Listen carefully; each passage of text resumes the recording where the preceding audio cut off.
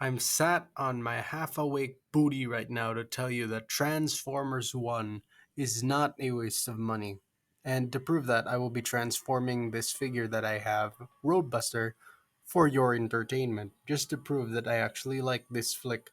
Now, I will admit I was kind of off once I saw the trailer because the delivery was very generic, formulated, if I do say so myself. Like, intro shot, funny line, introduce main characters, show the threat, show the planning on defeating the said threat, then cool action fight scene, funny line during the fight scene, or maybe a cliffhanger before the title card type of formulated. And the badassatron line was kind of an ick. It was meh, a try hard clown. But nonetheless, we ended up watching the movie, and I kept an open mind, at least allowing the matrix of leadership to maybe speak something to my core, hopefully give me some insight. But again, I might get into some spoilers for the sake of explaining the plot, so cover your ears or skip like 15 seconds in because I'm about to say it now.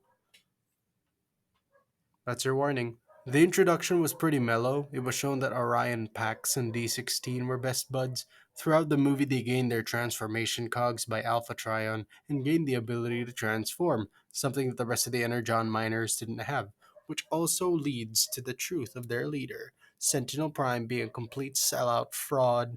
D16, who idolizes Sentinel, is completely furious and now he wants to kill him, aka Genocide Path. So, yeah, I thought that that part was actually pretty common for movies to do. It's the age old genre of two friends fight because of different views. But I guess if I had to nitpick one thing, it was how obvious the change was for D to start becoming more carefree, pushy, more aggro. You just sense that, oh, it's this part of the movie now. He's actually starting to turn. But there is a twist at the end that actually got me raising some eyebrows. But I didn't. I don't mean that like I was gasping in shock.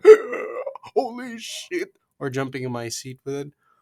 Just kind of unexpected and cold, and I think that's pretty cool. Not a lot of movies are that comfortable in that level of betrayal, but they actually showed it pretty, raw, and I like it.